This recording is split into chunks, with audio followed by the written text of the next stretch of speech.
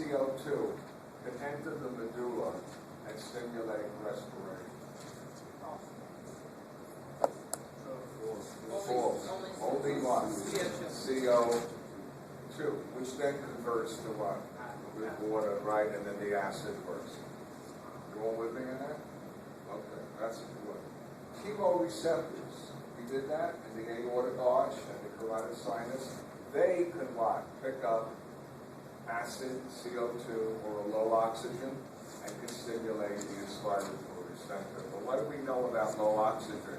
It has to be pretty low. PO2 was about 60, 70. Okay, so what really keeps you going is not the oxygen level, but the CO2.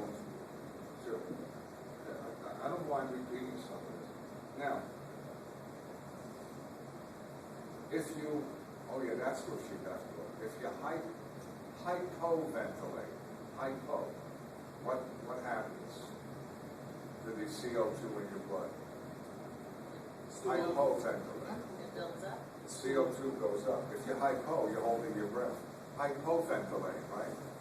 And if the CO2 builds up, you're going to shift to the right, and you're going to make what? Acid, and that's where she left off. You're going to go into respiratory acidosis, right? Huh? And what if you hyperventilate? You're blowing off what? Too much CO2. What's going to happen to your blood? What's going to happen to the pH? Which way are you going to move? It goes up. Are you going to become acidotic or alkalotic? Alkalotic. Alkalotic, because you're what? Blowing off too much CO2? So the equation has to shift which way? Sorry, to the left, remember? So you're going to be what? Losing acid. If you lose acid, you become more alkalotic. And if you become alkalotic too much, don't worry. You can go into convulsions, but before you do that, you'll probably get what? Dizzy? And the brain will say, stop the hell, what? Hyperventilating. Remember the kid in the ball that's crying?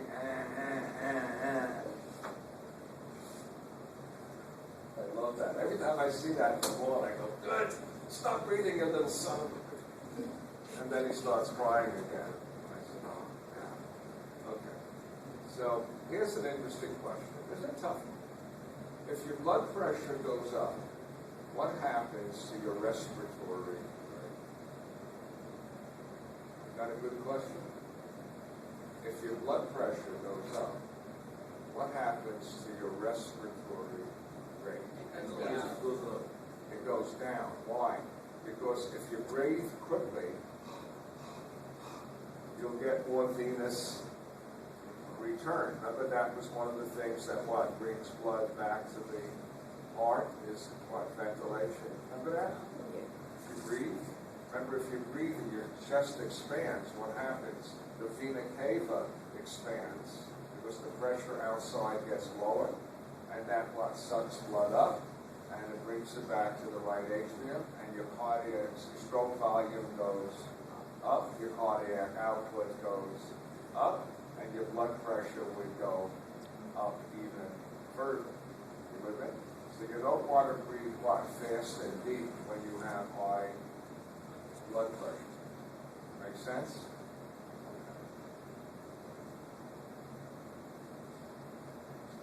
What about temperature? Do you breathe faster or slower when the temperature is high? It breathes faster when the You temperature breathe faster. Why? One of the ways you're going to help get rid of temperature, I always like to say, you're going to become a dog. Remember, dogs only lose heat through their what? Breathing. They don't have sweat glands. That's why leaving a dog in a car at 80 degrees, 80, you kill the dog.